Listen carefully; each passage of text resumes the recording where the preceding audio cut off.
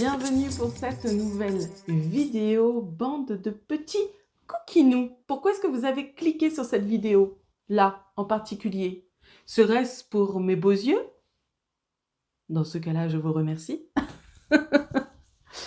Ou plutôt est-ce pour la curiosité, petit 1, de savoir si après un long labeur de développement personnel ou d'acceptation de vos capacités, vous avez tapé dans le mille et vous avez trouvé réellement votre don de naissance, ou petit 2, vous n'en savez absolument rien, vous n'avez jamais réussi à trouver qu'est-ce que ce don, pourquoi je suis faite, je ne sais pas. Et du coup, vous vous êtes dit, Ange de Gaïa, elle va nous donner un petit tuyau, façon truc et astuce, et ma vie va se révéler à elle-même d'un coup. Navré de vous décevoir, mais non, je n'ai pas de truc et astuce. Et je ne vais même pas tenter de vous aider à trouver votre don de naissance, fameux don de naissance. Mais je vous rassure, attention, attention, cette vidéo n'a pas un titre qu'on appelle putaclic. Je pense très sincèrement que nous avons tous un don de naissance. On l'a, c'est sûr, c'est certain, il est là, on l'utilise tous les jours. Non, je ne veux pas vous balancer un truc bateau du style c'est l'amour. Non, non, non, non, non. Ce don, je vous fais traîner en longueur, hein, suspense, roulement de tambour, tout ça. Miaulement de chat. Mais ce don, tout simplement, ce super pouvoir que vous avez, c'est le choix. Voilà, fin de la vidéo. À bientôt. Non, je rigole. J'en fais tomber mon micro. Non, bien sûr que non. Pas fin de la vidéo. Vous savez bien que ça m'est impossible de terminer une vidéo de façon aussi courte. Je serais malade si je vous laissais comme ça. Alors, effectivement, c'est le choix. Qu'est-ce qu'on va faire avec ce choix? Qu'est-ce qu'on va faire avec cette information? Parce que oui, effectivement, on a tous la possibilité de faire le choix de ceci, de cela. Mais on ne réalise pas à quel point c'est un pouvoir livré pour tout être vivant, je dis bien tout être vivant. Alors on va me dire, oui, mais s'il y a un choix, il y a une conscience, etc., les animaux, ceci, cela. Là, je vous ai fermé la fenêtre pour pas que vous entendiez ce qui se passe. C'est-à-dire que j'ai une étable juste derrière. Et là, ben voilà, on est début mai. Et il y a eu la séparation d'entre les vaches et leurs veaux. Pour ceux qui ne vivent pas à la campagne et qui ont peut-être vu ça dans les vidéos, que ce soit les cris des mères qui cherchent leur bébé qu'on leur a retiré ou les cris des veaux qui cherchent leur mère qu'on leur a retirée, puisque parfois ça se passe comme ça, on va mettre la mère au pré, on va laisser le veau dans l'étable, on va s'en occuper d'une autre façon, et puis ensuite il va suivre son chemin, être utilisé, être vendu, être de plusieurs façons, selon si c'est agriculture bio, industrielle, etc. Bon, moi, c'est un petit truc, c'est pas quelque chose d'immense. Toutefois, entendre les bébés pleurer à longueur de journée, compliqué. Compliqué, vraiment, pour moi, c'est... Je ne mange pas de viande, donc forcément, ça l'est encore plus, et ça soutient encore plus l'éthique que j'ai choisi d'avoir. On peut se dire, effectivement, les animaux n'ont pas de conscience, et ils n'ont pas de choix à faire. Ça, c'est un... Alors, excusez-moi. On va faire en direct là, j'ai ma Vénus qui est avec nous. On va rediriger le micro. Tu m'empêches d'avoir de l'esthétique dans ma vidéo. Ah bah tout ça pour partir. Je vous jure. Ça faisait longtemps. Hein. Oui, parce que du coup, j'accroche mon micro au niveau du ventre. Ça me permet d'avoir un haut qui soit un peu plus classe qu'avec le micro. Et non, je ne parlerai pas comme ça dans les micros, là. Ce sont des micros sans fil, ils sont faits exprès pour. Bref, ça c'est encore autre chose. Moi, je suis toujours avec mon micro-cravate à fil, mon petit smartphone défoncé, et tout va très bien. Voilà, c'est juste pour vous dire que si vous doutiez de pouvoir faire quelque chose, parce que ça arrive souvent dans les conversations, ah il me faut du matériel, non il vous faut pas de matériel, et deux trucs, ça coûte, micro-cravate je crois que je l'ai eu à 15 €, un truc comme ça, neuf, je l'ai depuis un petit bout de temps. C'est mon deuxième, hein, depuis le début d'Ange de Gaïa, au début je n'avais pas de micro, mais ça le faisait, c'était pas très pro comme son, mais ça le faisait. Et puis ensuite, j'ai un chat qui m'a bouffé le fil, il a fallu que j'en rachète un autre. Enfin, j'ai eu un micro-cravate qu'on m'a conseillé, on m'a dit « Ah, ce serait bien que tu aies un meilleur son ». Et puis voilà, bon bref, on ferme la parenthèse. Donc, effectivement, on pourrait se dire que les animaux n'ont pas de conscience. C'est toujours en cours, hein, c'est toujours en cours, on essaye de faire des tests et de voir est-ce que vraiment... Est-ce qu'il y a de la conscience dans tout ça? C'est un avis tout à fait personnel. Et à force de côtoyer, de voir, de ressentir aussi, c'est une conscience. C'est pas notre conscience, mais c'est une conscience. C'est autre chose, c'est un autre plan.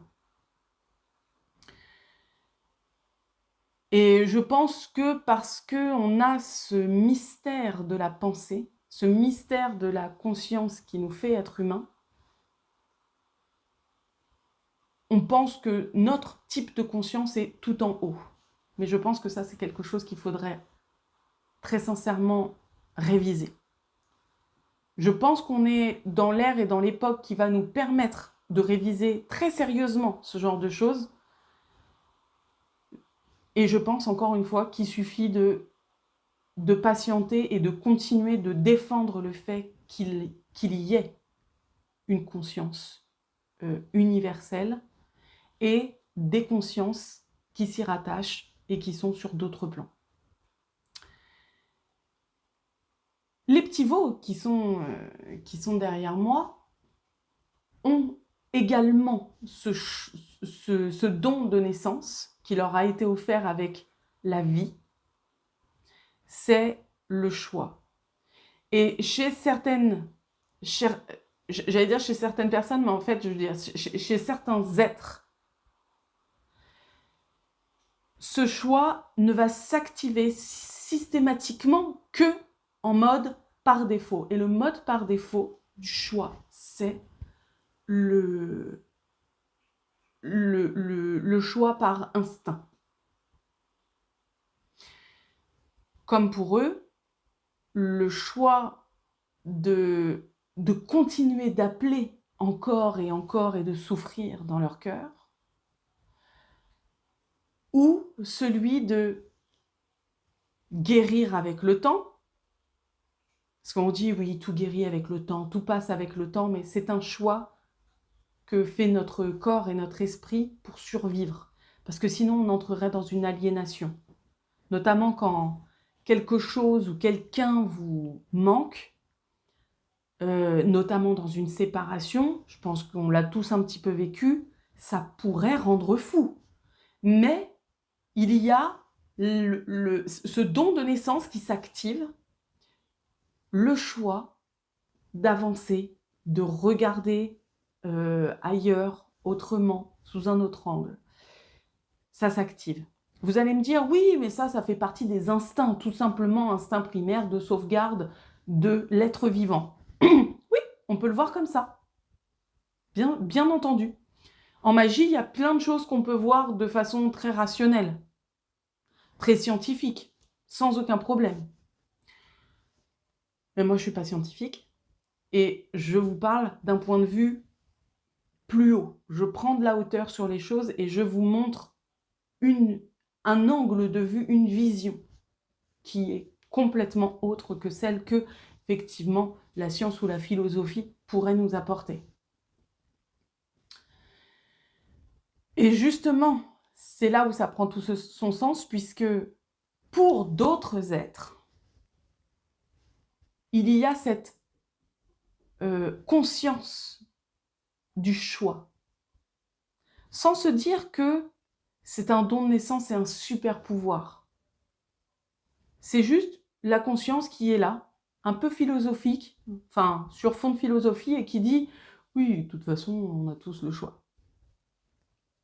Effectivement.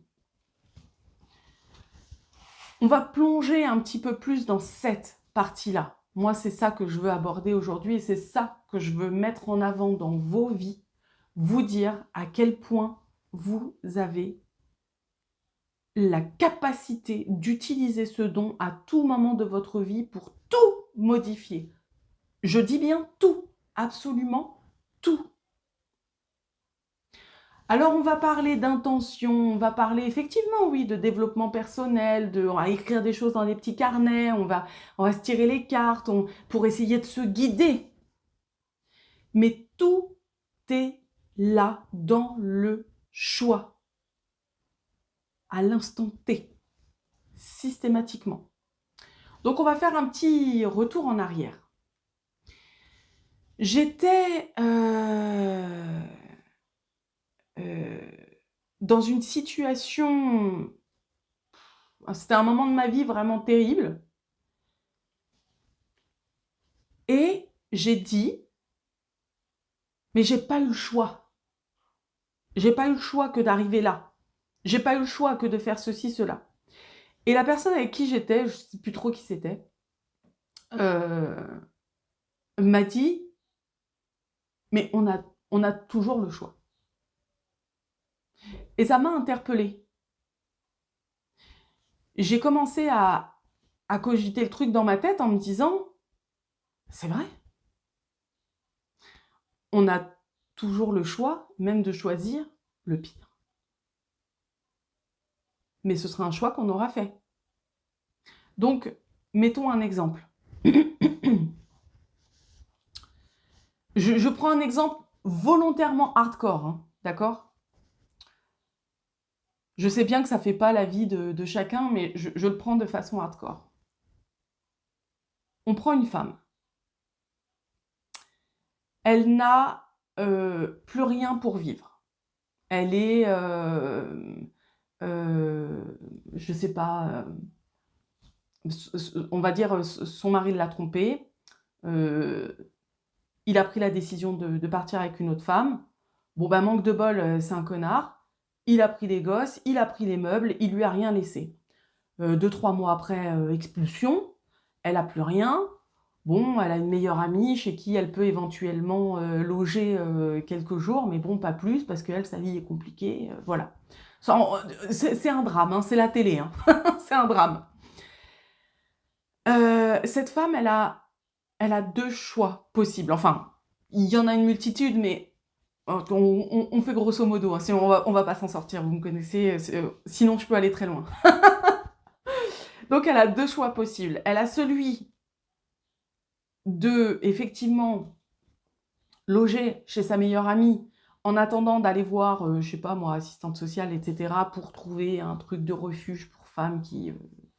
voilà, il y a un chemin. Et la remettre sur le chemin du travail, etc.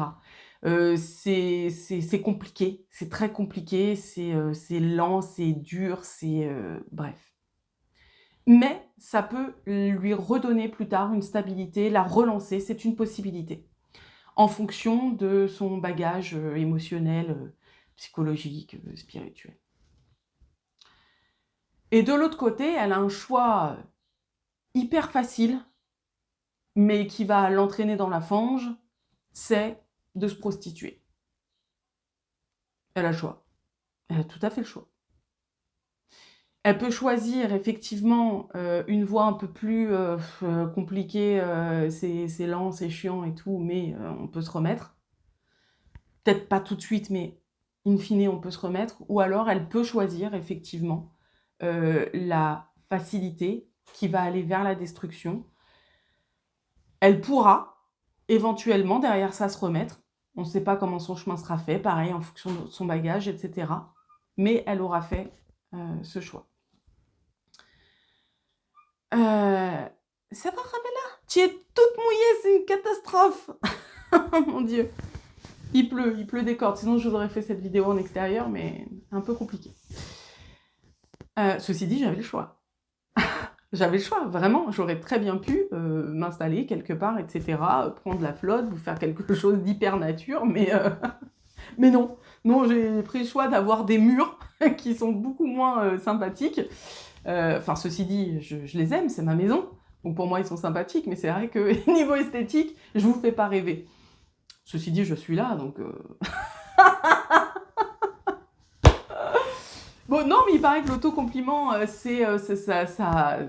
ça nourrit des choses à l'intérieur de soi. Bon, bref.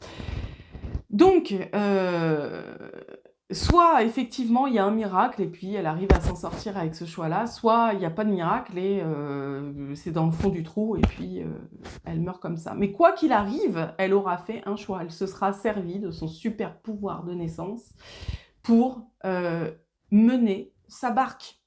Parce que ce choix-là, c'est là uniquement pour ça, c'est pour mener votre barque. C'est la seule chose que vous possédez réellement. Bah, c'est ce que je pense, hein. C'est pas, je vous balance pas une vérité toute faite, etc. Ça fait des années que je mûris ça. Et je pense très sincèrement que c'est la seule chose qui nous appartienne. Et qui doit, avec la conscience, du coup, nous empêcher de rendre responsable qui que ce soit de nos malheurs ou de notre bonheur. Et oui, on fait un choix. Combien il y a de personnes qui se mettent ensemble et ouais, il me rend pas heureux, elle me rend pas heureuse, elle me ceci, il me cela. Pourquoi? Pourquoi ils sont responsables? Rien du tout. Qu'est-ce qui s'est passé en fait? Alors oui, on interagit, on est toujours en interaction, que ce soit physiquement ou dans nos énergies, dans nos pensées, dans ce qu'on apporte au monde. À chaque fois, on offre quelque chose au monde, que ce soit par notre présence physique, ce qu'on va dire, ce qu'on va émettre comme énergie. Hein, on va avoir nos fameux petits papillons blancs, papillons noirs, qui vont aller soutenir des personnes ou les pourrir. Parce que, comme je vous le disais dans ma vidéo sur les entités parasites, première cause de parasitage, ce qu'on va se choper, ça vient systématiquement d'autrui. C'est... on participe à créer le malheur du monde en s'apitoyant, en se plaignant, en imaginant des scénarios catastrophiques. On croit que c'est juste pour nous.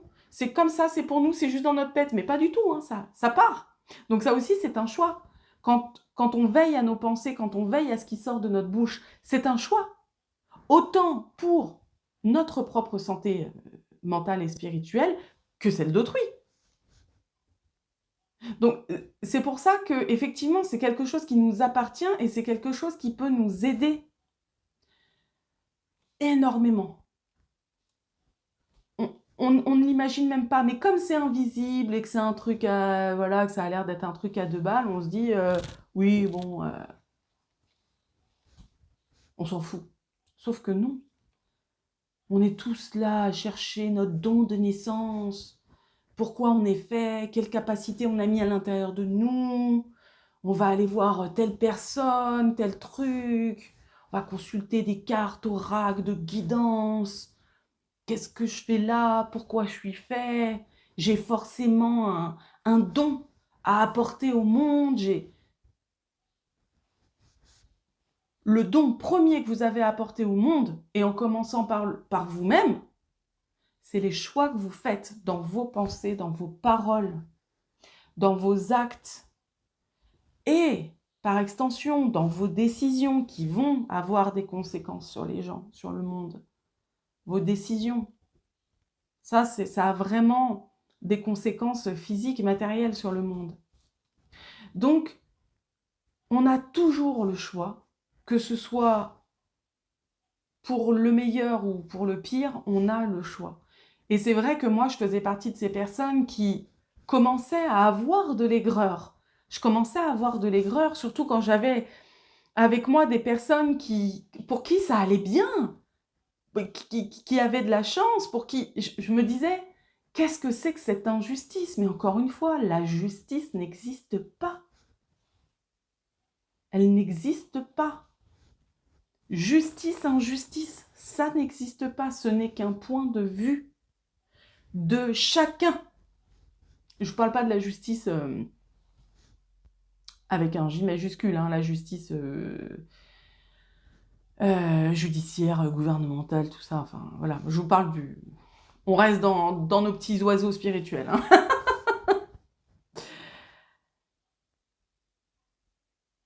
Il y a réellement une libération lorsqu'on comprend que comme nous sommes dans notre vie, dans notre être, pas notre être en tant que je suis, mais être ce que je suis en notre personne, quoi, le gens.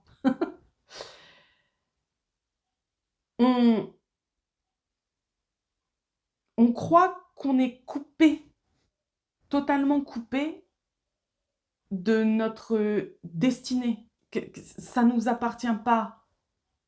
Tout est déjà écrit. Tout est déjà systématiquement fait. Et ça, c'est quelque chose qui m'a énormément obsédée parce que je me suis dit, mais je n'ai pas le choix. Puisque si je tire les cartes et qu'on me dit, il va se passer ça, je le vois, il s'est passé ça. Les cartes m'ont dit qu'il se passerait ça. Je mets au défi les cartes de voir si vraiment il va se passer ça. Et il se passe. Est-ce que je l'ai créé?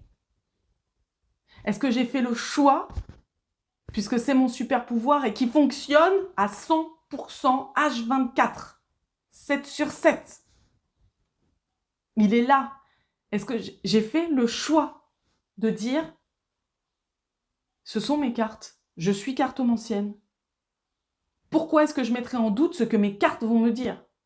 Surtout le jeu que j'ai créé, puisque moi je tire toujours avec l'absolu. Hein. Pourquoi est-ce qu'ils me mentiraient? Pourquoi est-ce que les esprits me mentiraient? Forcément, ça va arriver. Et je pense sincèrement que nous sommes dans une sorte de rêve collectif. Et je pense également que nous sommes le produit d'une version de nous-mêmes infiniment plus grande. Donc, comme un rêve, le produit d'un rêve. Et alors, quand vous mettez les choses comme ça et que vous prenez un immense recul sur cette situation, c'est là que tout se règle. Comme par magie. Alors, c'est pas instantané, mais ça se règle. Une chose après l'autre, tranquillement, dans une sécurité divine, témoin d'un timing absolument fascinant. Pourquoi?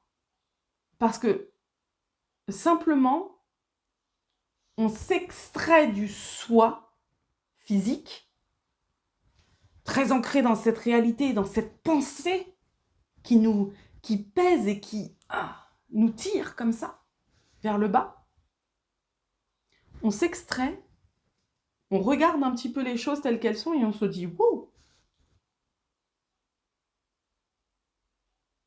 Je crée réellement ma réalité. Alors, on voit aujourd'hui, hein, je veux dire, ça a été rabâché là depuis quelques années. notamment la citation de Walt Disney qui disait si tu peux le rêver, tu peux le créer. Si tu peux l'imaginer, tu peux le créer. Bon, en gros, ce que tu as dans la tête, ça se manifeste. Si vraiment tu y crois, ça se manifeste. Force est de constater que oui. Parce que tout est une question de choix. Et alors, souvent, on entend oui, mais si ça ne se manifeste pas, c'est parce que c'est pas fait pour toi, c'est pas ton chemin. Quel est le but de la manifestation? Si je ne peux pas manifester absolument ce que je veux en tant que Dieu ou déesse de mon univers. Ça aussi, ça m'a beaucoup trotté dans la tête. Je me suis dit, trop de contradictions. Trop. Et c'est là où ce super pouvoir du choix est rentré en compte et où je me suis dit, on peut. C'est juste que il y a des choses qui vont nous rendre extrêmement malheureux. Et c'est comme ça d'ailleurs qu'aujourd'hui, on a des gens autour de nous qui sont extrêmement heureux, extrêmement malheureux, et ceux au milieu qui sont en mode zombie, parce qu'ils sont endormis dans quelque chose qu'on leur a vendu, dans un rêve qui est dans le rêve, dans le rêve. On leur a vendu beaucoup de consommation, d'emploi, de retraite. Il faut acheter un patrimoine, enfin il faut construire un patrimoine, il faut faire des réserves, il faut dormir tant d'heures, il faut suivre cette mode, il faut consommer les séries, la télé, il faut écouter la publicité, il faut... Et il y a un truc comme ça, un peu zombie, où ils ont... Il y a deux catégories là-dedans. Une catégorie qui se laisse être sans aucun problème une matière employable et disposée à servir, telle qu'elle. Qui n'ont pas voulu chercher, qui ont... C'est comme ça. Et de l'autre côté, ceux qui... J'ai pas le choix. C'est comme ça. C'est ce que la vie, elle veut. Oh, ma pauvre Lucette. C'est le jeu, hein. Ah oui. Puis il pleut aujourd'hui, t'as vu, hein. Oh là là. On n'est pas gâtés, hein. L'année dernière, c'était mieux quand même. Hein.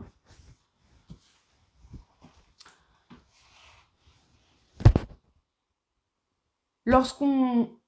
Pareil, encore une fois, on prend du recul sur ces deux extrêmes et puis les deux options du milieu, c'est là où on se dit que dans les gens malheureux, les gens qui se plaignent, donc hein, que ce soit extrême ou... Voilà. On a donc, on regarde à la caméra, allez, on a l'extrême gauche et le milieu de la gauche, et l'extrême droite et le milieu de la droite, et ça n'a absolument rien à voir avec la politique. À droite, on a ceux qui n'en peuvent plus, et à gauche, on a ceux qui sont radieux. Encore une fois, ça n'a rien à voir avec la politique. Bref. Non, j'y connais rien. Et je m'en fous. Vraiment, ma politique à moi, c'est le bonheur d'autrui, dans le cœur. Parce que je pense que si on choisit un camp, quel qu'il soit, il y aura dans ce camp, quoi qu'il en soit, des extrêmes. On n'est pas fait pour fonctionner en groupe de politique, mais en communauté d'humains. Ça, j'y crois, à la communauté humaine. Parce que je pense que nous sommes des êtres grégaires. Il y a du solitaire, hein, comme les lions. Certains lions comme ça, les lions solitaires, des ours aussi. Mais globalement, on est fait pour vivre quand même en communauté. Bref, passons.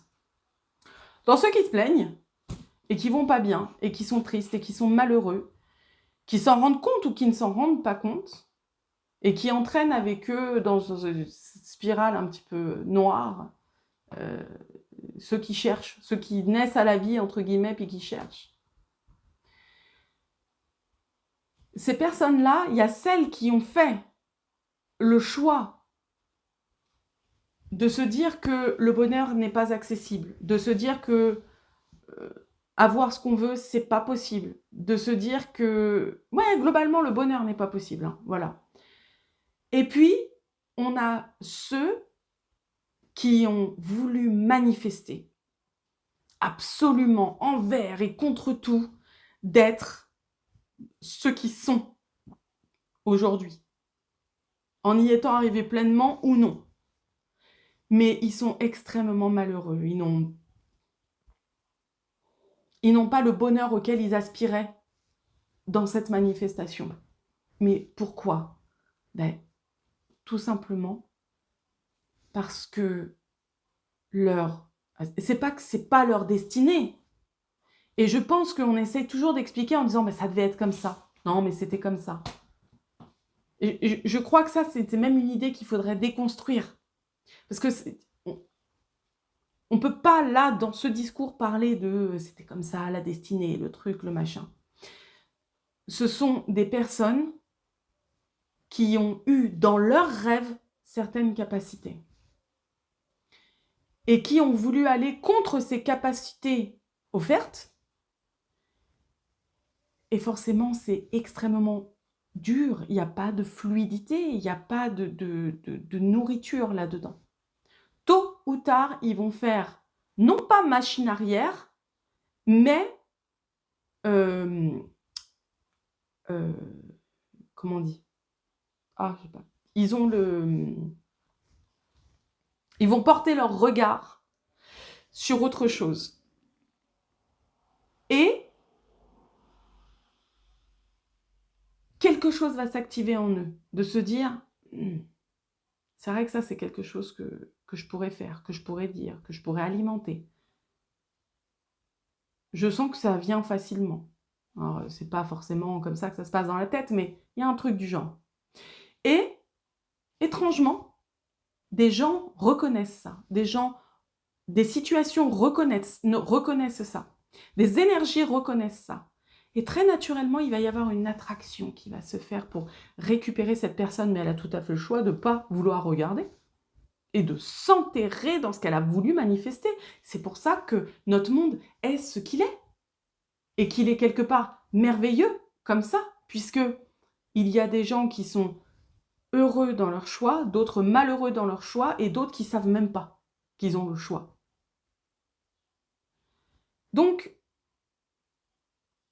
ces personnes-là, c'est pas une question de destinée, c'est juste une question de choix qu'ils ont fait en conscience, pour ceux de l'extrême, et ceux du milieu, c'est une question de choix qu'ils ont fait dans une conscience un peu tronquée, malade, une conscience un peu malade, parce que pleine de jugement ou de publicité ou de... Voilà.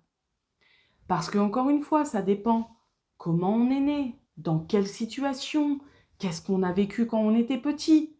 Tout ça, ça va nous mener à faire des choix. Parce qu'effectivement, vous pourriez très bien me dire, et vous auriez raison, oui, mais quand on est petit, on ne fait pas le choix d'être abusé.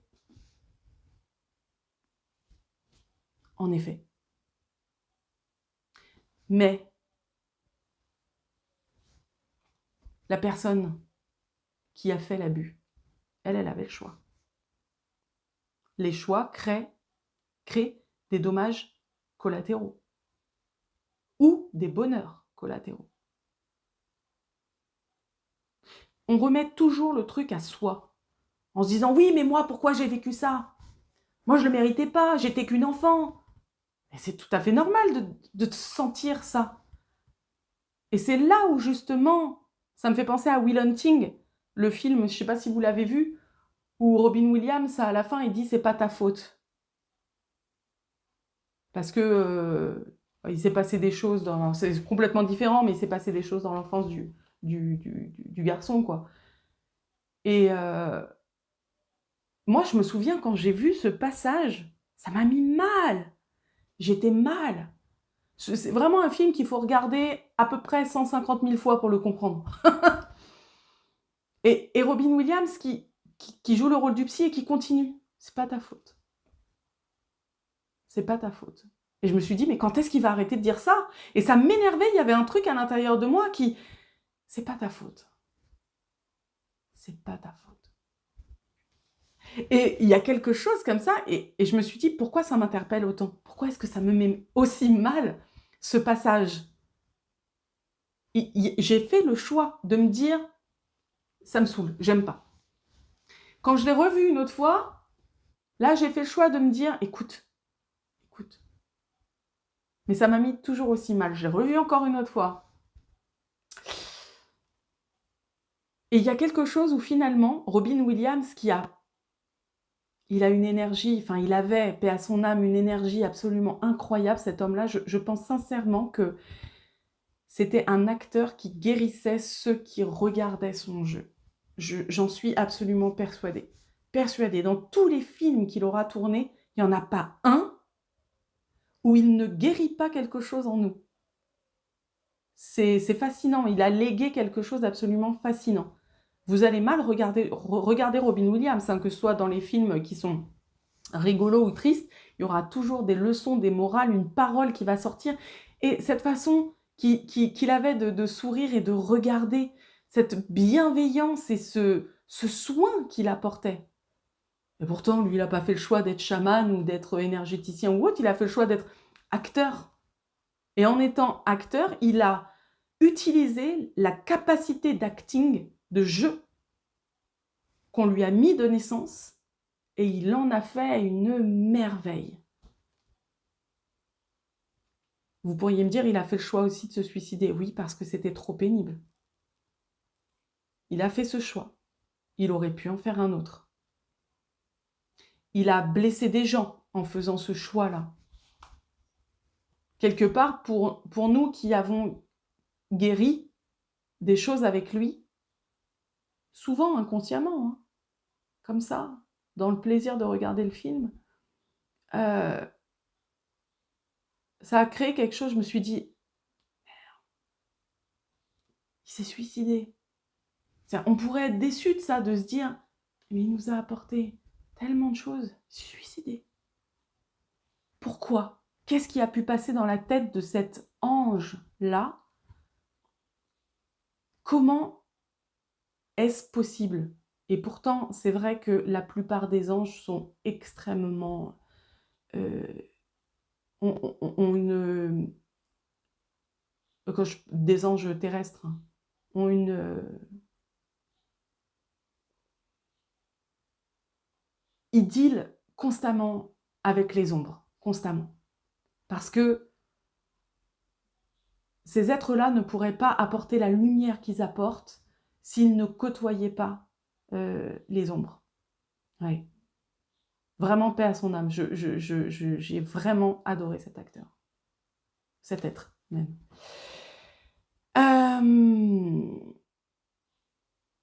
Et donc, dans Will Hunting, quand il dit « c'est pas de ta faute », moi, j'ai rien vécu dans mon enfance.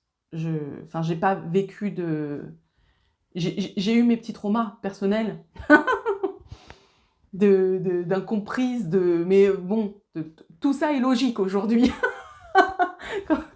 quand je vois qui je suis, comment je crée, ce que j'apporte, tout est logique, tout est normal. Et c'est là qu'on voit que, bon, il fallait passer par là. Mais j'ai pas vécu d'abus. Et pourtant, le fait qu'ils disent c'est pas de ta faute, c'est pas de ta faute, eh ben, ça m'a permise de guérir quelque chose en moi. Et je me suis vue me dire, un jour, hors film, hein, je ne visionnais pas le film, c'est pas de ta faute. Pourquoi j'ai sorti ça à ce moment-là? Je sais pas. Je sais pas. Il y a des mystères aussi, on n'est pas obligé de tout expliquer, hein, comme je vous disais. C'est pas de ta faute, effectivement. Et on ne sait pas de quoi ça parle. On ne sait pas ce que ça vise. Et encore une fois, je pense sincèrement qu'on s'en fiche. C'est pas là la source. Qu'est-ce qu'on s'en fiche? Qu'est-ce qu'on s'en fout vraiment, la source? C'est souvent comme ça quand j'ai des personnes qui viennent à moi et qui me disent, qui qui vont pas bien ou qui suspectent même qu'il y a quelque chose et qu'effectivement, il y a un parasitage, toujours d'où ça vient. C'était quand à peu près? Qui sait? On s'en fiche. Parce qu'à partir du moment où on a pris conscience de ce mal qui s'est invité et puis qui s'est dit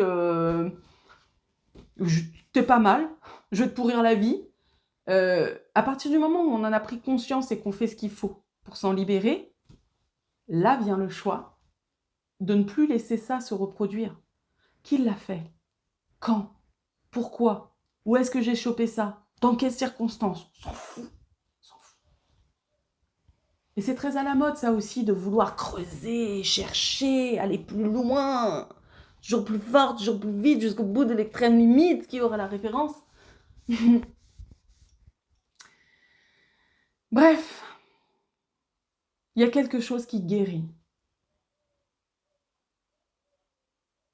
Et là, effectivement, on comprend que quand on est petit et qu'on n'a pas cette conscience et qu'on n'a pas cette capacité du choix, enfin à le comprendre, on subit le choix d'autrui. Donc oui. Et là, je vais te tutoyer. Si tu as besoin de l'entendre, sache-le, ce n'est pas de ta faute.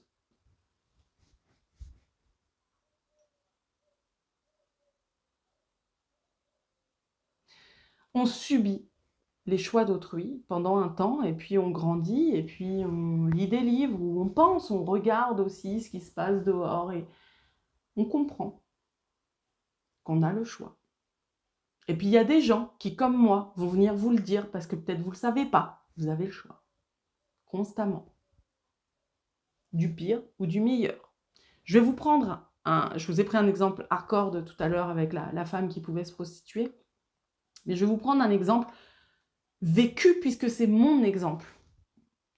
Donc, comme la plupart d'entre vous le savent, j'ai un enfant handicapé qui souffre de dysphasie. Donc, c'est un problème au niveau du langage émetteur-récepteur qui va avec le cerveau et tout le bordel. Enfin bref, c'est très compliqué.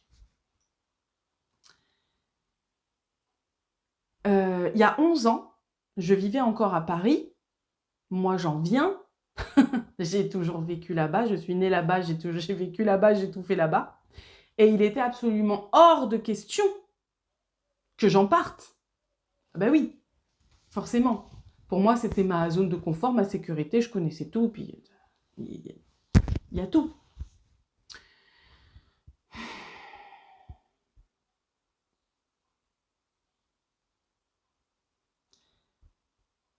Et puis est arrivé cet événement. Je suis enceinte. C'est formidable.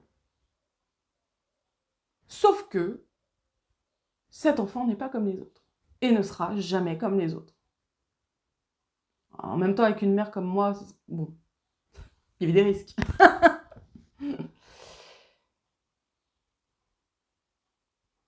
Et forcément, la dysphasie, c'est quelque chose vraiment c'est quelque chose qu'on ne comprend pas encore aujourd'hui, qui n'est pas correctement pris en charge, qui n'est pas correctement soigné. Et personne ne savait ce qu'il avait. Non, il n'est pas autiste, non, il n'est pas hyperactif, il n'est pas ceci, il n'est pas cela, et pas toutes les lettres de l'alphabet ils sont passées, hein, TDAH, HP, tout ce que vous voulez. Et il a fallu que moi je creuse pour trouver ce qu'il pouvait bien avoir. Et je pense qu'heureusement qu'il est tombé sur moi. Et c'est moi qui ai insisté auprès du corps médical en disant « il a ça ». Comment vous pouvez le savoir? Puis vous êtes qui? Puis après tous les examens, tout ça, machin. Bah, je suis une maman. Je suis une maman qui cherche. Donc déjà que spirituellement, je suis en recherche systématique et que ça cogite nuit et jour là-dedans, je vais pas rester comme ça. Ça aura pris 13 ans pour qu'on valide la dysphasie. 13 ans. Sauf que qu'est-ce qui s'est passé? Il y a eu des rejets d'école. L'école a dit, nous, on ne peut pas ça. Ça, on ne peut pas. Je dis qu'il ne peut pas communiquer comme les autres, c'est pas possible. Il ne peut pas recevoir la communication comme les autres, donc c'est pas possible. Ça ne l'empêche pas de s'être développé absolument normalement. Il est grand, il est beau. C'est mon fils. Il est intelligent. Mais oui, la dysphasie crée un gros handicap. Il ne peut pas faire comme tout le monde. Donc l'école ne va pas faire l'effort. Ils ne sont pas formés pour ça. Et clairement, ça les emmerde. S'il y a des instituteurs, je pense qu'il y a ceux qui diront non, non, on fait tout pour eux. Oui, aujourd'hui, c'est vrai que il a 16 ans. Le temps a passé. Il y a un peu plus en France.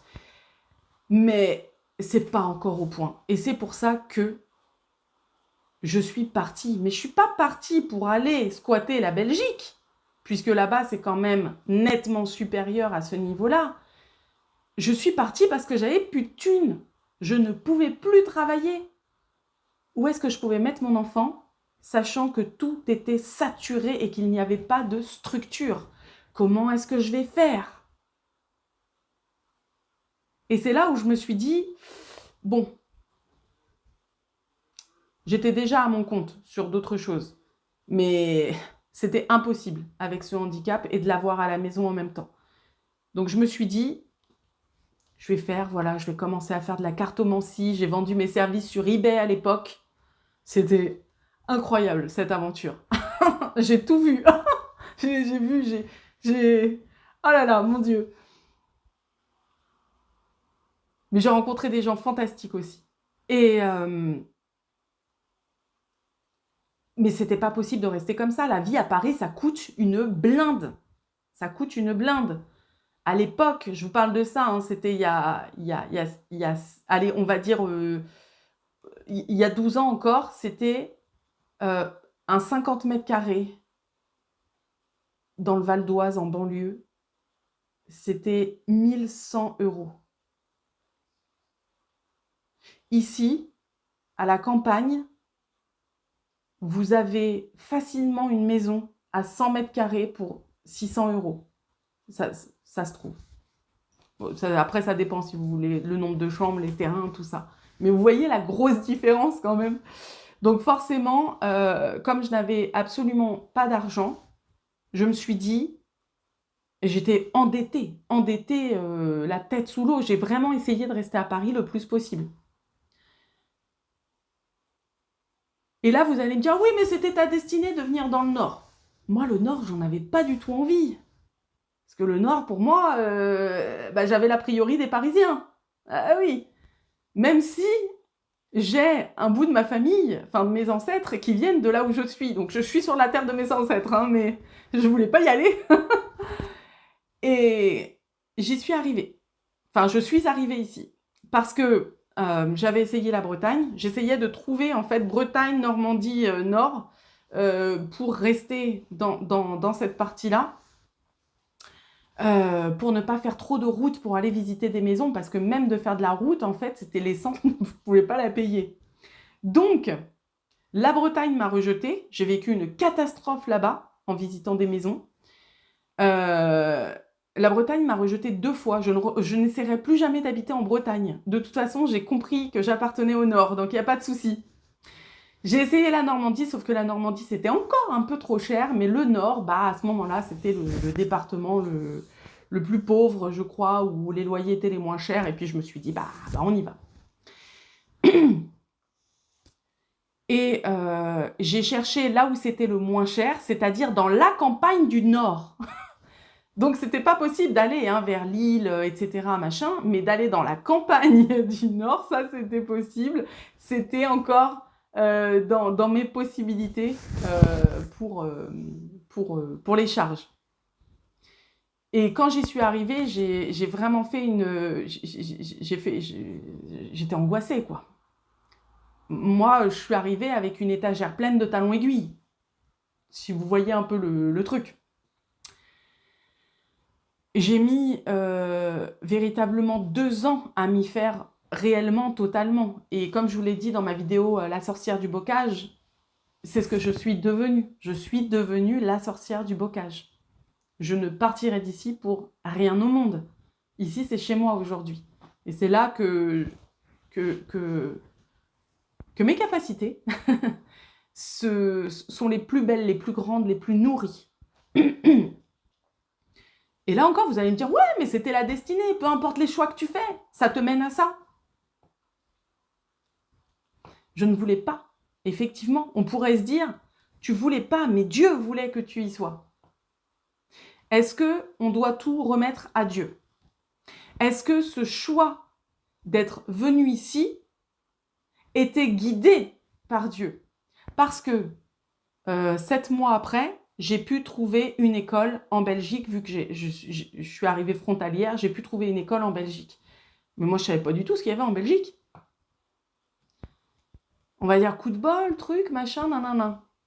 Disons que j'ai fait le choix au départ de rester à Paris, de continuer, de payer, de rincer tout, jusqu'à m'endetter. J'aurais pu faire le choix d'aller voir une assistante sociale, de faire une demande HLM, d'autant plus qu'à ce moment-là, en plus, j'étais enceinte. J'aurais pu faire jouer le truc. J'aurais même pu le faire jouer après, puisque finalement, quand ma fille est née, elle était nourrisson, tout ça, donc il y avait moyen, il y avait possibilité. Mais je ne l'ai pas fait, je ne voulais pas. Bon, déjà, j'avais peur qu'on me retire mes enfants. J'ai toujours eu cette peur maladive de demander de l'aide à la société et que finalement, la société dise on vous retire vos enfants. C'est tellement facile de retirer les enfants, surtout avec ce qu'on sait, ce qui se passe et tout. Moi, du coup, j'étais vraiment... J'ai fait le choix d'être en vase clos, c'est comme ça qu'on dit, je crois, et d'aller jusqu'à quitter la région parisienne pour sécuriser ma famille.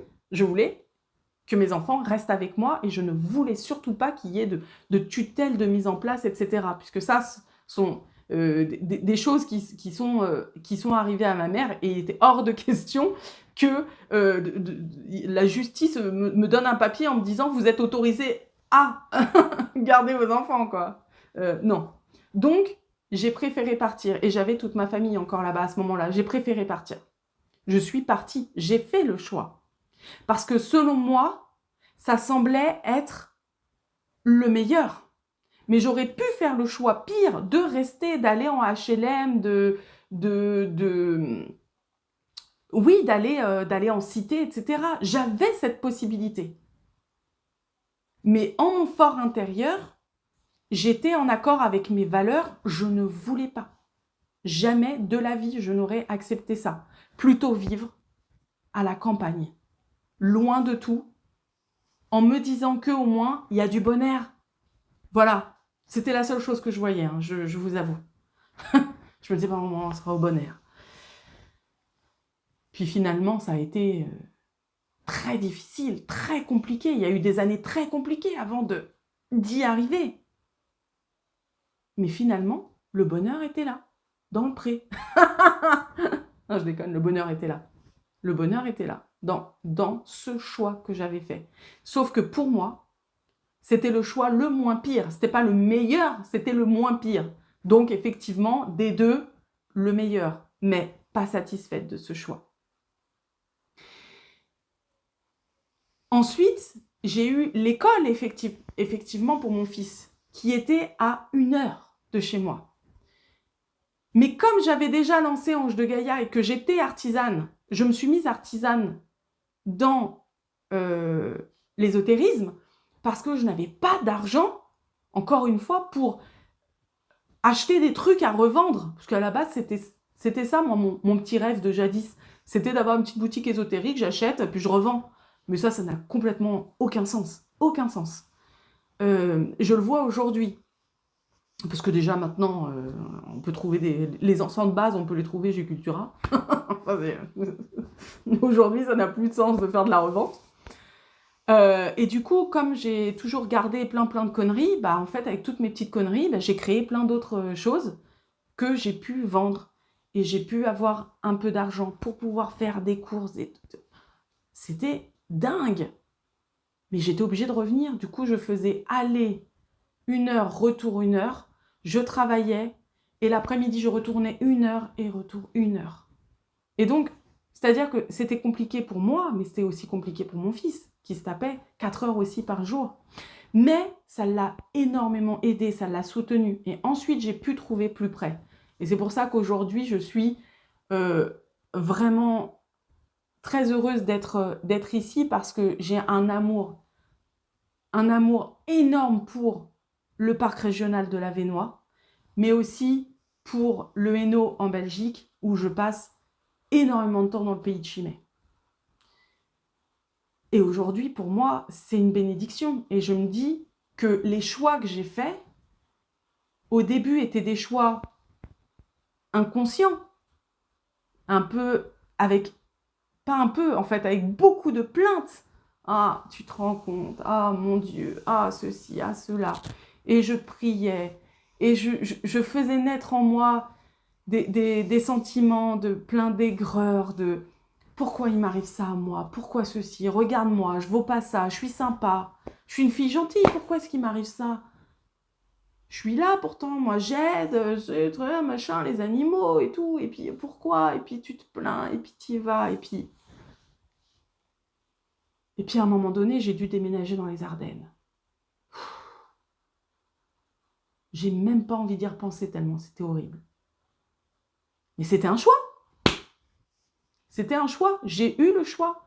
Pareil, encore une fois, j'aurais pu faire un autre choix pour rester dans le Nord. Gagner la ville dans le Nord, etc. Machin. J'aurais pu. Faire un peu plus de voitures. J'aurais pu. Mais je me suis dit non. Je veux pas. Maintenant que j'ai la campagne, il me faut la campagne. Donc je cherchais dans la campagne. Sauf que j'avais tout perdu à ce moment-là de Ange de Gaïa. Hein. Il s'est passé ce qui s'est passé. J'ai été pillée, abusée, tout ce que vous voulez. Et je n'avais plus rien. Et donc, aucun propriétaire ne voulait me faire confiance. Mais le choix que j'ai fait, c'était de prendre l'est des Ardennes, de pousser plus loin. Et peut-être que là-bas, quelqu'un me voudrait. Et effectivement, quelqu'un m'a voulu là-bas. Entre-temps, il y a une maison qui s'est déclenchée dans le nord. Pas loin de là où j'étais. J'avais le choix. Je prends ça, ou je vais plutôt dans cette grande maison avec ce grand terrain dans les Ardennes. Sachant que là, j'étais dans la ville et que le jardin était séparé de la maison et que la maison était un petit peu étroite et puis je voulais refaire une boutique, j'avais pas beaucoup de place. Selon moi, là, à ce moment-là, le choix le meilleur, c'était d'aller dans les Ardennes. Or, je pense que si j'avais fait le choix de rester dans le nord, ça aurait été plus serein pour moi. Sauf qu'à partir du moment où j'ai mis le pied dans les Ardennes, il s'est passé 5 ans d'abomination. Vraiment. Entre les propriétaires, les maisons, la mentalité, les voisins, il y a eu quelques voisins sympas, faut pas déconner, hein. Mais la plupart, enfin, la mentalité, la gestion du territoire, horrible. Plus tout ce que j'ai perdu. Parce que finalement, en fait, une fois arrivé là-bas, j'ai rien pu faire. Donc, effectivement, on est là et on se dit « Ah, je regrette !» Vient le regret. Vient le regret. Pourquoi est-ce que j'ai fait ça? Pourquoi? J'avais le choix pourtant. Pourquoi est-ce que j'ai fait ça? Et là, on va se dire « Ouais, mais c'est normal, c'est ta destinée. Tu devais aller là-bas, tu devais être à genoux là-bas, tu devais te dépouiller, tu devais tout faire là-bas. » Oui, on peut mettre ça sur le compte de la destinée, de Dieu, de la guidance. Revenons au fait que nous sommes un produit, le produit d'un rêve, de quelque chose, d'une version de nous merveilleusement fascinante et améliorée. Vous avez déjà rêvé et dans votre rêve, vous dites « Pourquoi j'ai pas fait ça ?» Mais moi, il y a des fois, je m'en veux. Hein. Des fois, je rêve Il suffit que j'ai regardé un film où il y a des slashers là, de type Scream. Vous pouvez être sûr, la nuit, hein, la nuit même, je vais faire un rêve que je suis persécutée par un slasher, etc. Moi, je suis trop perméable aux histoires. J'ai vraiment un esprit extrêmement fertile, une imagination très perméable, en fait. Et quand je me réveille le matin, je me dis, mais pourquoi est-ce que j'ai pas fait ça? J'aurais fait ça, moi, j'aurais fait ce choix, je serais allée vers là. Parce que qu'est-ce qui s'est passé dans mon rêve, là? Je me suis enfermée dans la pièce et du coup, j'étais enfermée. Pas de fenêtre, rien. Pourquoi je me suis enfermée là? Puisqu'il était dans la cuisine, j'aurais pu descendre les escaliers, je courais, et puis j'avais le téléphone, je pouvais appeler la police, enfin n'importe quoi. Et on est en colère contre soi, on se dit, mais c'est n'importe quoi. Ben, je pense que cette vie, c'est exactement la même chose qu'un rêve. Notre higher self, comme l'appellent les Américains, cette plus grande version de nous, se dit, ah, mais pourquoi? Mais c'est pas grave, on va y trouver quelque chose. Parce que il faut tendre à l'amélioration. Donc, ce produit-là, là, qui est Ange de Gaïa, qui est devant sa caméra, ce petit produit-là, je dois l'améliorer, je vais l'améliorer et il va s'améliorer. Parce que je le veux. Et je pense que, très sincèrement, c'est ce que cette grande version de nous veut, souhaite. Elle tend vers ça. Tu dois t'améliorer. Pourquoi? J'en sais rien. Je suis pas dans le secret des dieux, je pourrais pas vous expliquer tout ce qui se passe des cosmiques. Et est-ce que j'ai envie de l'expliquer finalement? Parce que je me dis, si on est ici et qu'on n'a pas toutes les données, est-ce que c'est pas pour une bonne chose quand même? On sait quelque chose. Il y a certaines infos qui nous ont été données grâce au NDE, aux morts imminentes là. Je pense notamment à une dame, je n'ai plus son nom, une vieille dame, et on lui disait, on va te faire oublier la moitié de ce que tu as vu, parce que tout ce qui compte, c'est que ce qu'on va te laisser, tu dois le raconter. En fait, à un moment donné, dans certaines époques, on nous permet d'avoir quelques données pour notre évolution générale, pour l'évolution du rêve général.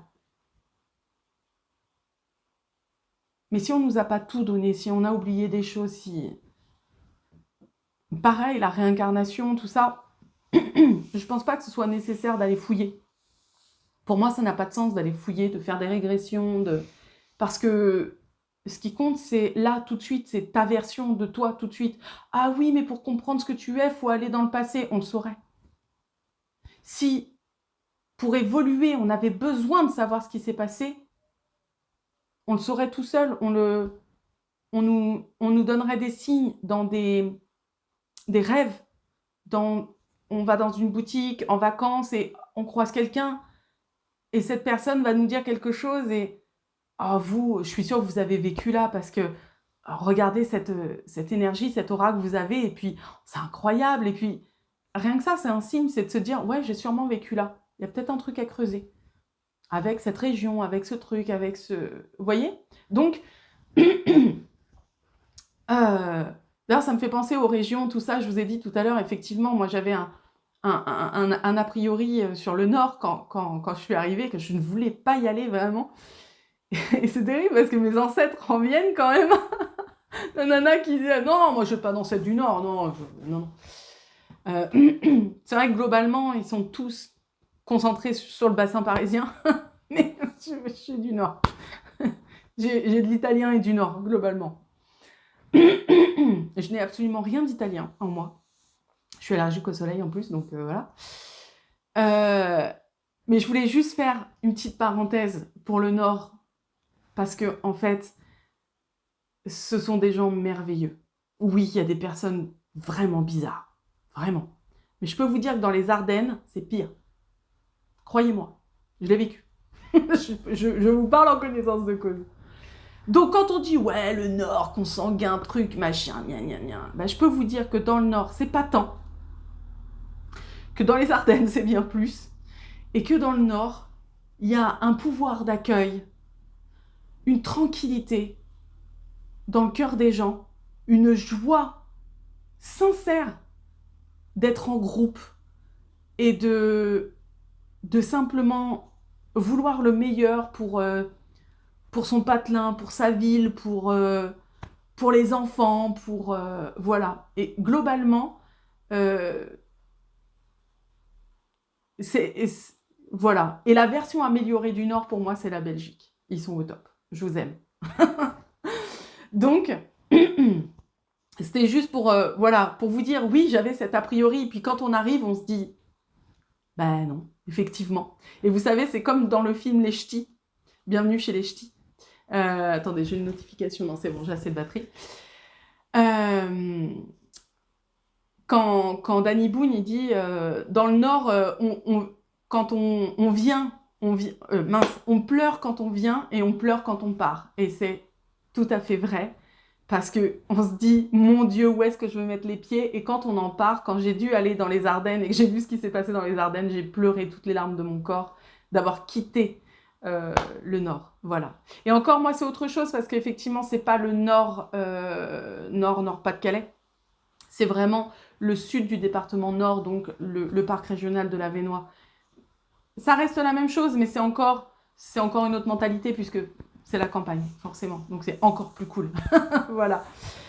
Je voulais juste faire cette parenthèse parce que je voudrais pas qu'il y ait de méprise, ça me ferait vraiment mal au cœur. Et je me suis du coup réconciliée avec mes ancêtres. Et je comprends, voilà. Donc je suis la relève de mes ancêtres. Bref. Donc, on en était où? On en était à on parlait de la ville. Non.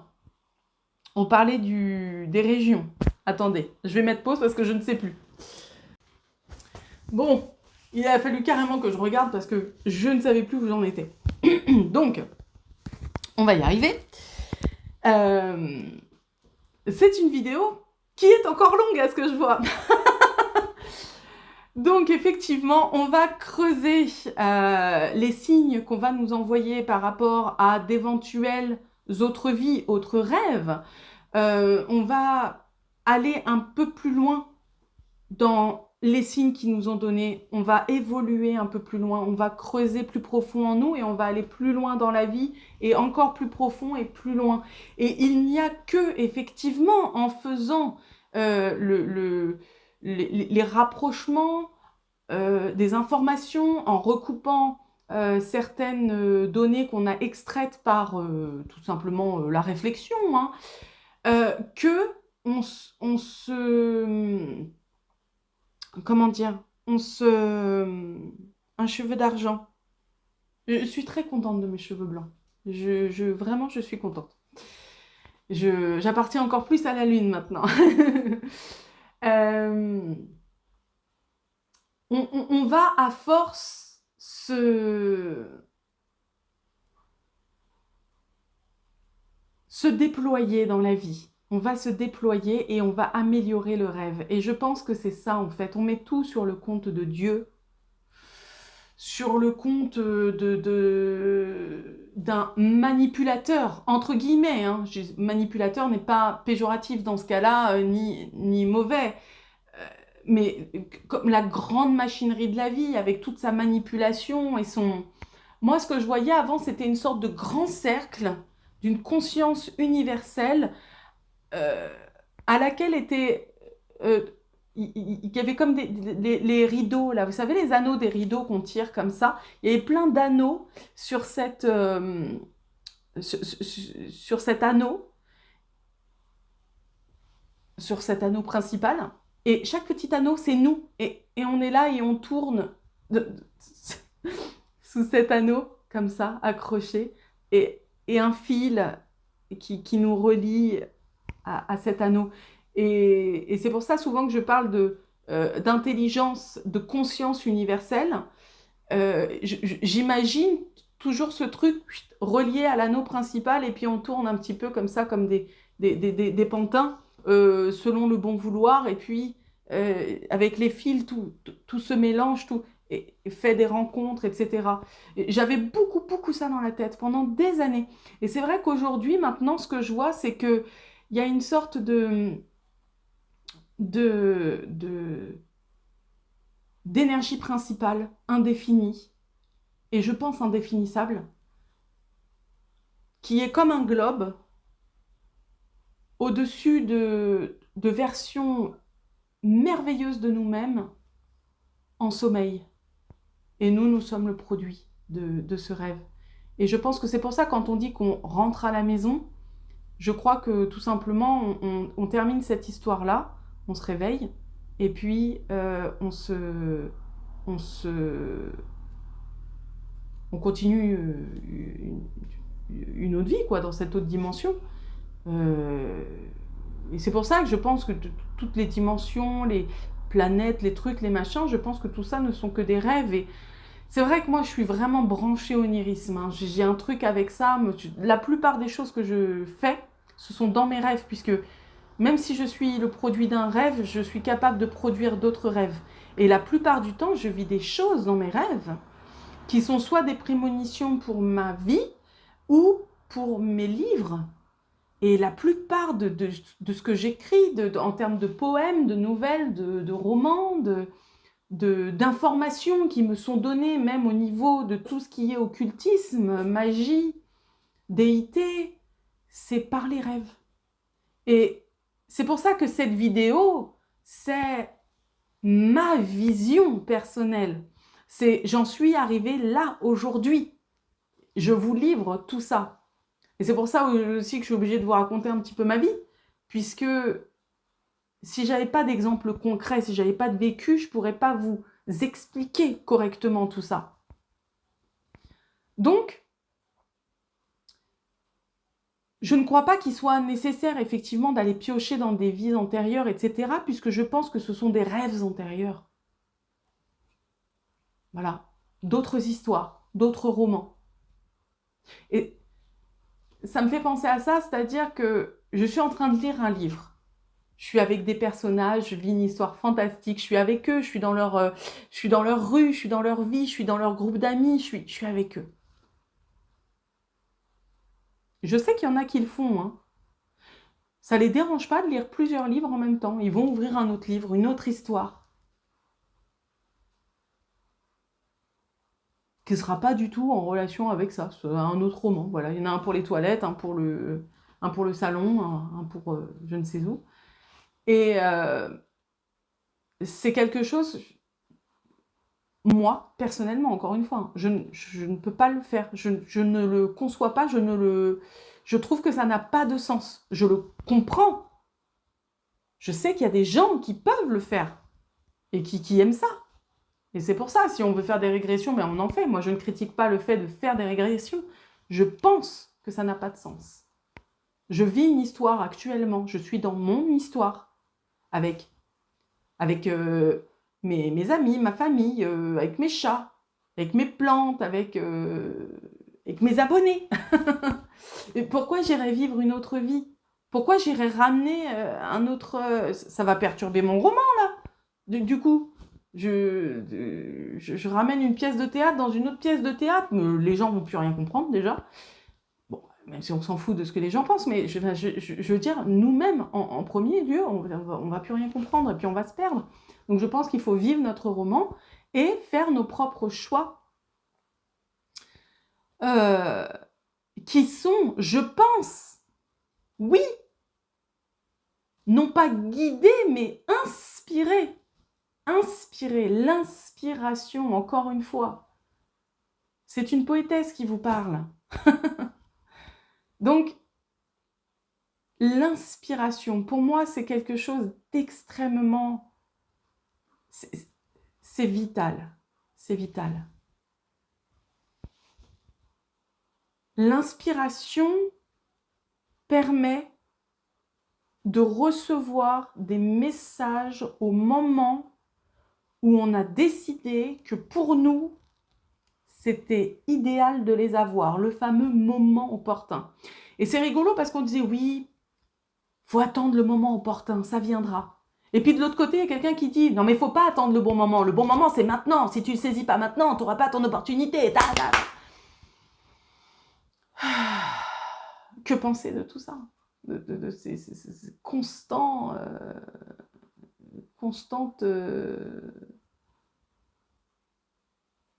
comment on dit, contradictions. Je pense que c'est parce que, effectivement, le moment n'existe pas, le bon moment n'existe pas, et que le moment opportun, il est créé par nous pour justifier que on a bien été inspiré. Mais c'est juste que constamment, on est inspiré par cette version plus grande que nous, que l'on peut voir comme notre ange gardien. Ça me fait penser à Paul Petrino, qui a vraiment été un mentor pour moi pendant des années, vraiment tout au début de mon éveil, si je puis appeler ça éveil, qui disait que l'ange gardien, ça n'existe pas, entre guillemets. C'est nous en mieux, mais sur un autre plan. Et alors ça m'avait tapé dans l'esprit, et je me suis dit, waouh, ça parle tout de suite. Et pourtant, j'aime les anges, hein. J'aime les anges, je crois en la myriade d'anges, je crois en la hiérarchie céleste, transmise par la Kabbale, etc. J'y crois, vraiment. Parce que pour moi, il y a plein de dimensions, comme je crois au petit peuple, il y a plein de dimensions et tout parfois se chevauche. Mais ce fameux ange gardien, l'ange, je pense que c'est ça. Il y avait, je crois que c'était dans un témoignage d'un livre de Pierre Jovanovic, je crois que c'est Jovanovic, qui, d'ailleurs, est-ce que c'est Pierre? En tout cas, je crois que c'est Jovanovic, témoignage sur les anges gardiens. Mais le vieux bouquin, ça fait partie des livres que j'ai lus dans la bibliothèque de ma mère quand j'étais jeune. Ça va, te revoilà? Toute mouillée encore? Qui disait que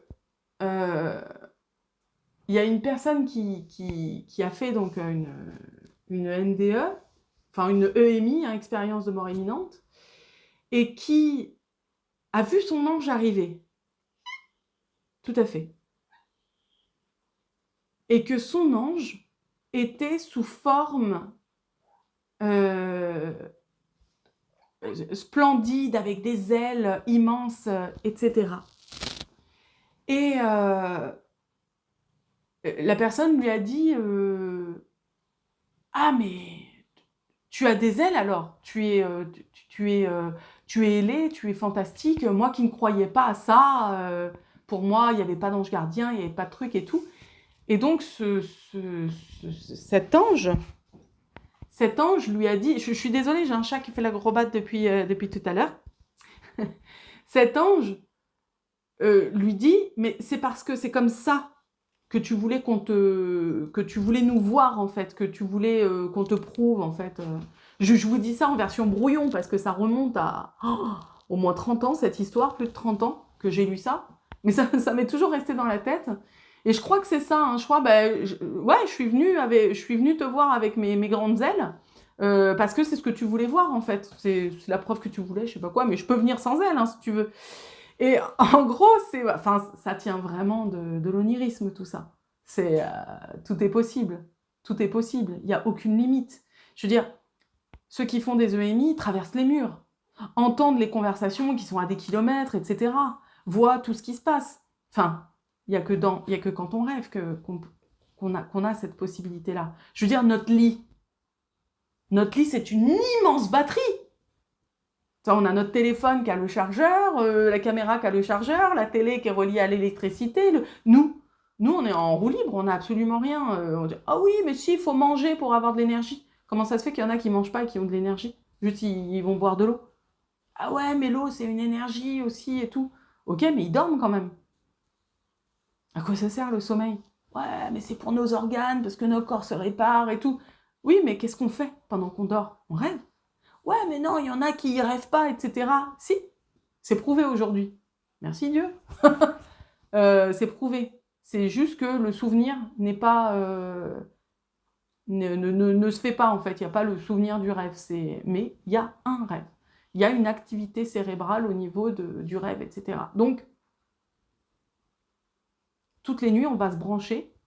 On va récupérer une énergie sur un autre plan, là où est sûrement notre version améliorée. Et on va récupérer des infos. Alors, ça me fait penser aux jumeaux quantiques. On peut voir ça comme le jumeau quantique aussi. Je pense que j'aime beaucoup aussi cette théorie miroir du jumeau quantique. Et effectivement, la nuit, je crois sincèrement, pareil, je crois qu'on a un physicien qui a parlé de ça, hein, du jumeau quantique, mais je n'ai plus son nom, un ou deux physiciens, qui répare la nuit les éventuelles conneries qu'on aurait fait le jour, etc. Parce que nous sommes des versions des produits qui doivent s'améliorer pour le plus grand bien, pour récupérer des infos dans cette expérience-là de la matière, de la physique. Mais vous avez vu, quand vous endormez, vous ne vous rendez pas compte que vous endormez. Ça ne vient pas.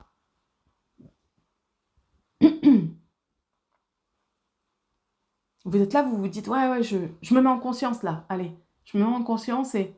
Ah, il n'y a rien à faire, vous vous réveillez le matin, vous dites, non, j'ai pas vu le truc venir. J'ai pas vu le truc venir. Il y a comme un branchement qui se fait, un peu comme Neo, là, dans Matrix. Il y a pas mal de références à des films, hein. Comme Matrix, là, qui mettent le truc, là, et d'un coup, il est dans autre chose, mais il s'est pas vu partir. Mais pouf, là, il est dans la matrice. Et puis, on lui retire, ah putain, je me suis pas aperçu du truc. Parce que il y a une sorte de branchement, quelque chose qui se fait, qui fait que on est pas de ce monde. Et c'est pour ça qu'il faut prendre du recul sur tous les choix qu'on fait. On essaye de faire en sorte que nos choix soient toujours les meilleurs. Jamais on ira choisir le pire, sciemment. Jamais on ira choisir le pire. On essaiera toujours de tendre au maximum vers le meilleur choix. Si on reprend l'histoire de notre femme qui a la possibilité de se prostituer, elle a ce choix, c'est tout à fait possible. Alors je parle d'une femme parce que c'est plus facile pour les femmes. C'est, comme on dit, le plus vieux métier du monde, hein, donc forcément, il y a toujours de la demande.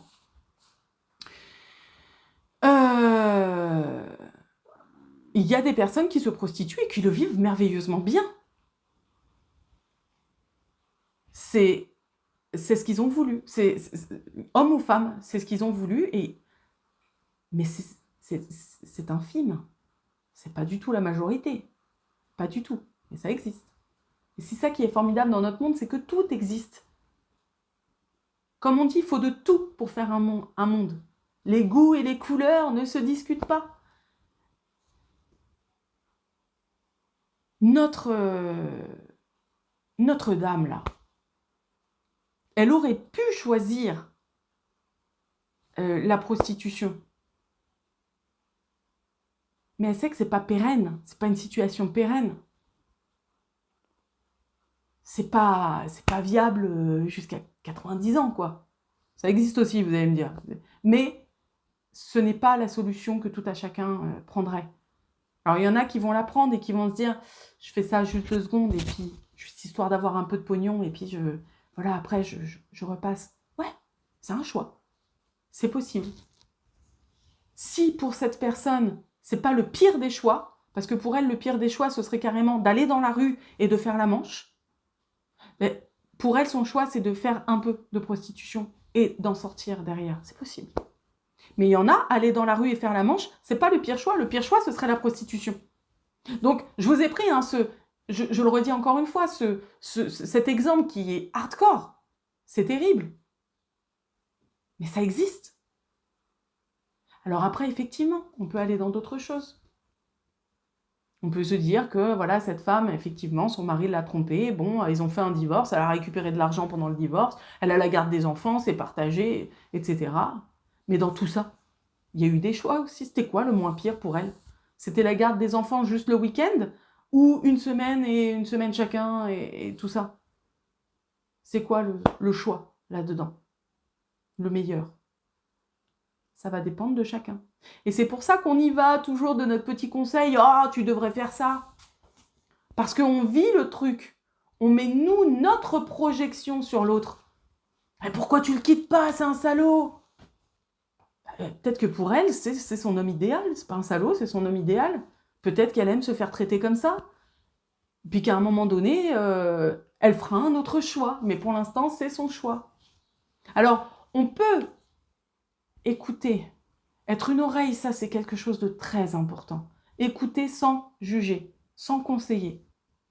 Simplement écouter. C'est déjà énormissime pour qu'une personne puisse faire son choix derrière. Parce que juste le fait de parler et d'être reçu par une oreille, il va y avoir un échange entre les deux énergies. Sans avoir jugé ou conseillé par votre propre projection, vous allez nourrir un choix en elle. Elle avait juste besoin de cette énergie pour nourrir la sienne afin d'ouvrir une petite trappe pour que l'inspiration tombe sur elle et qu'elle fasse un choix.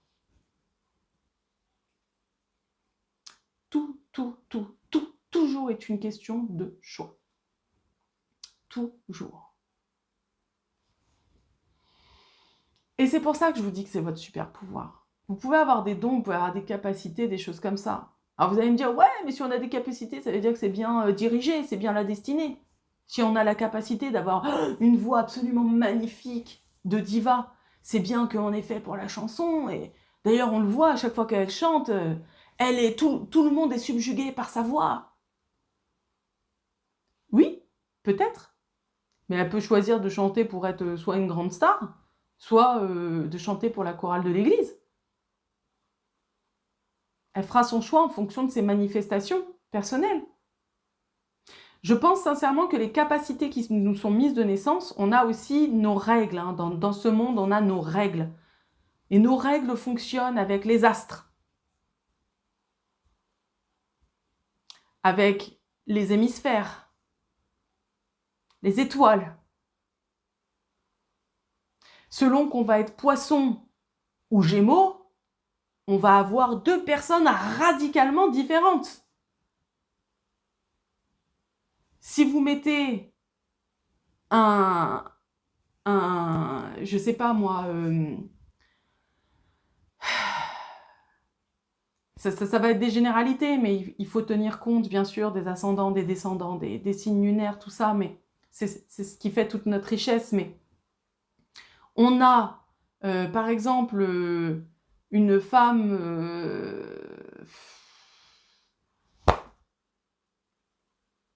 poisson avec un homme gémeaux, ça va être sympa sur le coup, mais généralement ça ne durera pas. Ou alors il va y avoir toujours le côté du poisson qui va noyer entre guillemets un peu le gémeau qui a besoin surtout l'homme gémeau qui a besoin de sa liberté intense et de sa folie personnelle.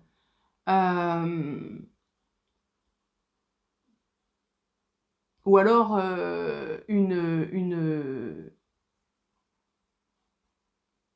si on met une femme gémeaux avec un homme sagittaire, ça va être généralement des bons moments passés à rigoler.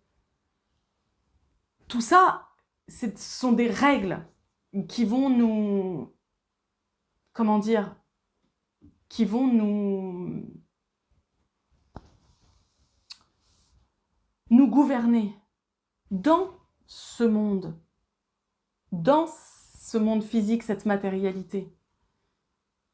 Mais quand vous dormez, et que vous rêvez, et que vous partez, vous faites des sorties astrales, vous n'êtes jamais la même personne. Vous n'êtes pas du tout la personne que vous êtes quand vous vous réveillez, quand vous revenez dans votre corps. Vous vous surprenez même à avoir été comme ci, comme ça, à avoir agi comme ci, comme ça, et vous vous dites non, c'est pas possible. Alors on vous dira ouais, mais c'est la psychologie, c'est normal, c'est des trucs, des schémas de trauma, de machin freudien, de... Oui, on peut voir les choses aussi comme ça. Mais ce qu'il y a, c'est qu'en fait, quand on dort, on n'est plus gouverné. Moi, je vais faire des rêves qui n'appartiennent pas du tout aux Gémeaux. Pas du tout.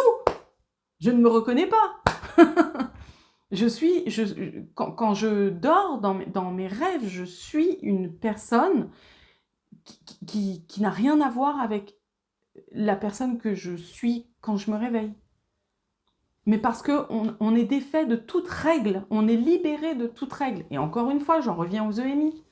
Combien on dit plus rien n'avait d'importance pour moi, alors que je suis quelqu'un qui lâche pas, qui tient, j'ai la niaque, j'ai le truc, j'ai le machin. Alors, une femme bélier qui est très fonceuse, très dans les affaires et tout, tac tac. EMI, pouf, elle est complètement plus rien n'a d'importance. On s'en fout. Voilà. Plus tournée vers les autres, vers le bonheur, vers la nécessité de sérénité autour de soi. Elle revient dans son corps, elle se souvient de son EMI, elle se dit, c'est pas moi ça. Et pourtant, elle a entendu des choses. Elle a dit, oui, on a bien dit ça, oui, on était là, oui, je prenais un café à ce moment-là. Elle a vu des choses, oui, effectivement, je vous ai bien mis comme ci, comme ça, quand elle était à l'hôpital. Donc, c'était bien elle, sauf que c'était totalement dénué de toutes les règles, de tout ce qu'il y avait ici, dans notre monde. Et c'est pour ça que, bon, les gars, prenons un peu de recul sur les situations, ok? La seule chose qu'on ait à faire, c'est utiliser ce super pouvoir pour faire les meilleurs choix pour le plus grand bien, par la paix, pour le bien. Comme disait Saint François. Ok? C'est tout. C'est tout. Tout le reste, c'est de la conséquence. C'est du collatéral. Ce pourquoi, oui, c'est une nécessité d'avoir en ce monde physique une hygiène spirituelle quotidienne irréprochable. Et ça, je ne cesserai de le dire. Purifiez-vous pour entretenir votre protection naturelle. N'essayez pas de manipuler les autres, ça ne sert à rien. Puisque chacun fait son propre choix. Oui, vous pourrez faire des rituels pour dire aux gens aimez-moi, regardez-moi. Oui, vous pouvez, bien sûr. Mais tout ça, c'est de la manipulation continue. Il faut une maintenance spirituelle pour ça. C'est pas parce que vous avez fait un rituel sur une personne pour qu'elle soit avec vous que ça y est, elle sera avec vous pour toujours. C'est quelque chose qu'il faut maintenir. La manipulation demande de la maintenance. D'ailleurs, que ce soit psychologique ou spirituel, ça demande de la maintenance. C'est pour ça que quand je vous proposais des services de feu, jadis, je revenais souvent avec le même service de feu. Parce que c'est une maintenance nécessaire. Toujours, on recommence, on réitère, on renouvelle.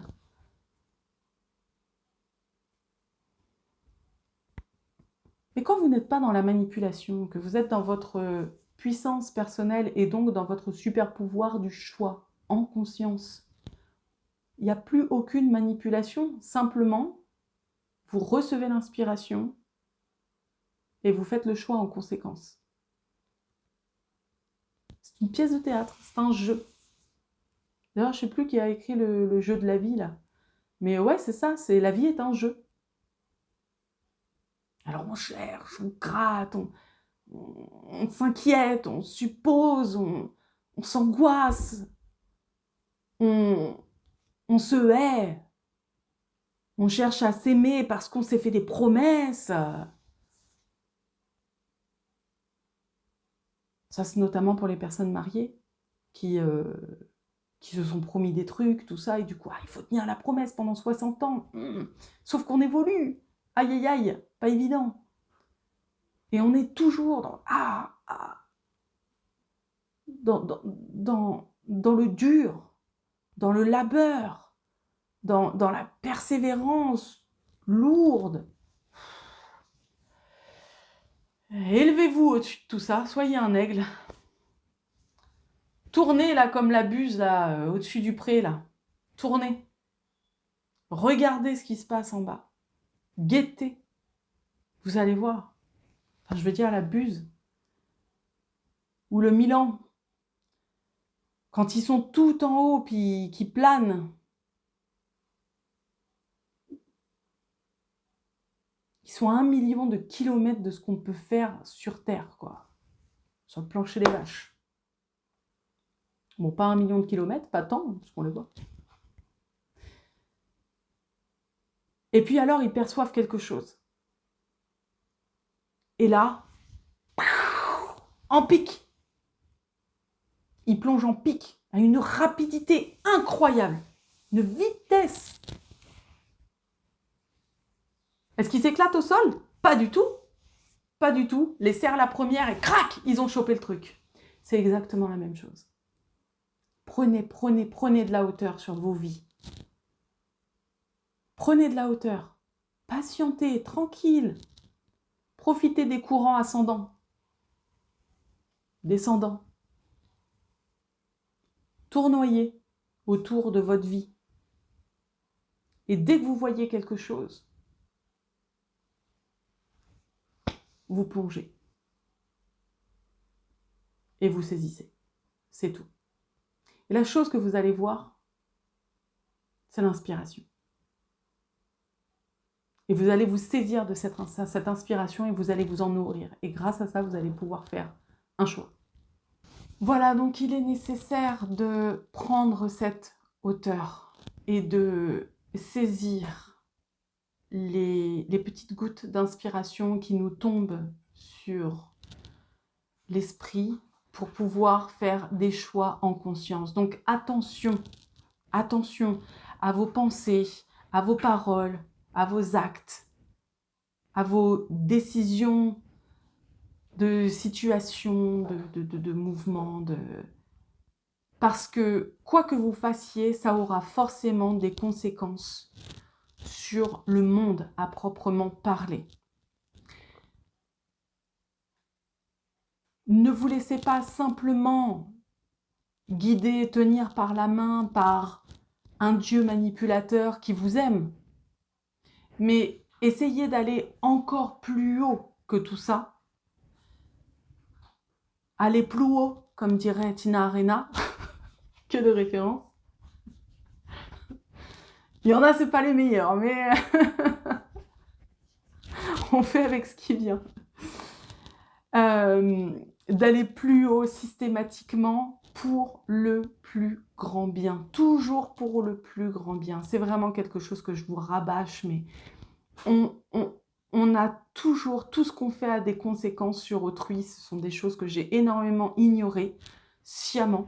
Hein. J'étais pas ignorante, mais je l'ignorais parce que j'avais pas du tout envie de me prendre la tête avec ça. À un moment donné, c'était un peu, passez-moi l'expression, elle me vient de loin, mais chacun sa merde et Dieu pour tous.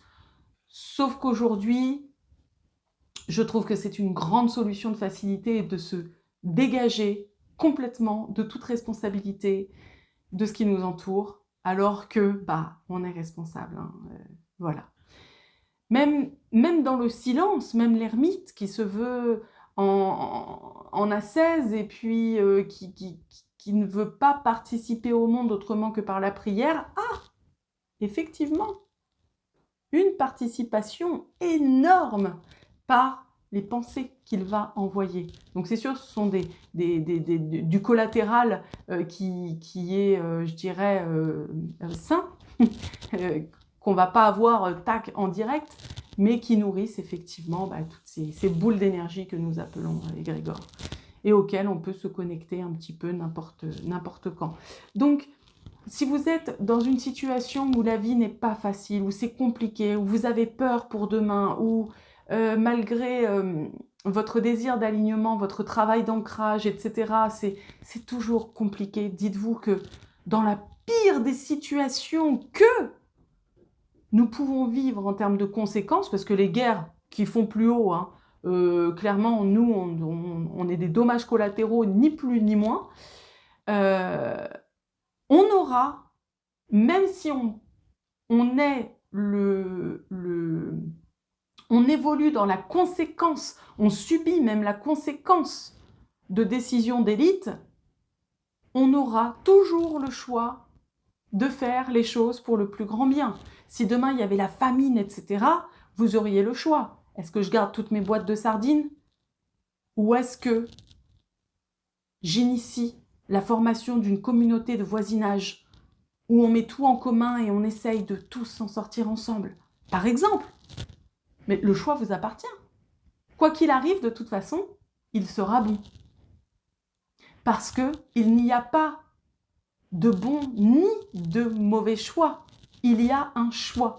Et c'est pour ça que je vous dis, il sera bon, je devrais employer un autre mot, il sera sain. Ce sera un choix, votre choix. Même s'il a de bonnes conséquences. Enfin, on va dire des conséquences positives ou des conséquences négatives sur autrui ou sur le monde. C'est un choix. Vouloir polluer en mettant du glyphosate, etc., quand on est travailleur de la terre, c'est un choix.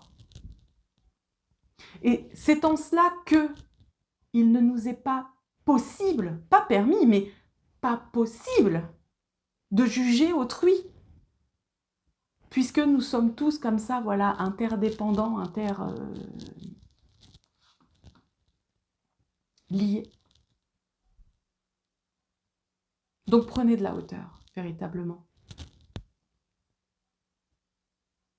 Et essayez pendant un tout petit temps d'accepter que c'est votre super choix de naissance. Et que, à la naissance, dans ce monde, vous avez eu ces règles-là de direction au niveau des astres, au niveau des étoiles, au niveau de la géobiologie du lieu sur lequel vous êtes, de tout ce qui forge de ce que vous êtes, de votre caractère, de votre... Oui, parce que vous venez de personnes qui ont existé, effectivement, avant vous. Peut-être dans un autre rêve. Alors ça, on pourrait aborder le sujet, effectivement, des ancêtres, de la mort, on pourrait l'aborder dans une autre vidéo si ça vous tente. Mais là, déjà, pour l'heure, je trouve que c'est déjà... Je vous ai déjà beaucoup donné. Il va falloir digérer tout ça et le réfléchir. Mais pour moi, cette vidéo, elle était extrêmement importante. Il fallait absolument que je vous la fasse parce que c'est toujours les mêmes choses qui reviennent sur le devant de la scène. C'est la plainte au niveau des mauvais choix que j'ai faits dans ma vie. Sauf que, effectivement, il y a des personnes, elles ont fait des beaux choix dans leur vie, elles vivent leur meilleure vie, elles sont super contentes et elles se demandent pourquoi est-ce que moi je vis une vie comme ça et que les autres vivent une vie de merde. Je suis dégoûtée, pourquoi cette injustice? Il y a encore peu, je discutais de ça avec une personne. J'ai toujours cette réponse en fait qui vient et qui dit c'est une question de choix. Tu as choisi ça. Tu as fait un véritable acte de foi en choisissant cette vie-là. Ça n'a pas été facile, mais aujourd'hui, c'est ta meilleure vie, comme tu dis. Mais l'autre personne qui est là, qui s'ennuie, qui va se dire « Ah, moi, j'ai pas une vie facile, moi ceci, moi cela », elle a fait plein de choix qui l'ont guidée vers ça. Que ce soit en conscience ou non, on manifeste notre vie par nos choix. Oui, on va penser, mais c'est le choix de penser à. Et parfois, on fait nos choix en fonction de nos capacités, des fois contre nos capacités, parce qu'on veut ressembler, parce qu'on voit des miroirs, parce que ceux-là sont mieux que nous. Mais si vous êtes OK avec vous-même, et que vous ne cherchez pas à ressembler à qui que ce soit, à obtenir des choses comme elle les obtient, à vivre les choses comme elle les vit, à simplement se dire « je suis et je veux être »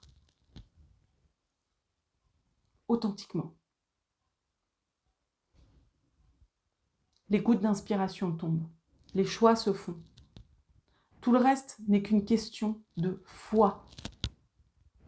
Et peu importe en quoi vous croyez, il y a cette magie de la foi qui s'insère. Peu importe le niveau d'évolution spirituelle, cette magie de la foi s'insère. Elle s'insère, du verbe s'insérer. Mais ceci dit, elle est sincère aussi. Il faut qu'elle soit sincère. Elle opère.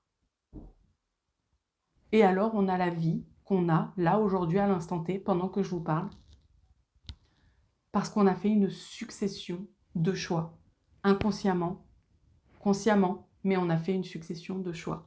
Et c'est pour ça qu'il faut éviter l'aigreur et d'être mauvais envers les personnes. Moi, ça m'est arrivé à une époque, j'étais vraiment mauvaise dans mes réponses parce que tu peux pas comprendre, tu sais pas ce que je vis.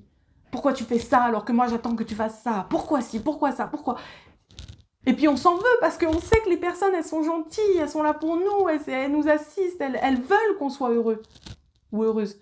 Mais on est pris là-dedans en se disant c'est de l'injustice. Mais quand on prend la hauteur, véritablement on prend la hauteur, on se dit il n'y a pas besoin d'être aigri, il y a juste besoin de rediriger le tir. Ça va prendre un peu de temps. Ça va demander un peu de force, un peu de courage. Ça va demander de la patience, oui, oui, oui, oui. Mais encore une fois, Dieu travaille lentement. Cool. Laissons venir les choses. Tranquillement. Prenons de la hauteur. Et faisons les meilleurs choix qui puissent se faire en conscience, là, à l'instant T, avec notre bagage spirituel. Et surtout, surtout, surtout, ne nous flagellons pas d'avoir fait des mauvais choix. C'était pour nous, à ce moment-là, le meilleur choix. Et il est toujours temps de rediriger le tir. Toujours temps de se rattraper. Parce que la vie est faite de pardon. Les personnes qui vous aiment vous pardonneront systématiquement. Et ce qui est fantastique dans tout ça, c'est que leur pardon sera un choix. Et que la conséquence sera le bonheur. Ah oui. Même le pardon fait partie du choix. C'est un choix de pardonner, c'est un choix de se libérer. Donc, je ne veux plus vous entendre vous plaindre. Non, je déconne. Non, mais relativisez. Quand vous sentez que vous êtes en train de vous plaindre et de vous dire « la vie n'est pas facile », pensez à moi. Pensez à qu'est-ce que je vous ai dit. Et vous allez voir. Hop, vous allez remonter comme la buse. Puis vous allez profiter des courants. Tranquillement. Regardez, prenez de la hauteur. Ok? Allez. Je vous laisse ici. Je vous embrasse bien fort. Et je vous souhaite... je vous souhaite une vie absolument radieuse, sereine, merveilleuse. Parce qu'aujourd'hui, à partir d'aujourd'hui, vous êtes en conscience sur les choix. Tout ne pourra qu'aller bien. Ciao.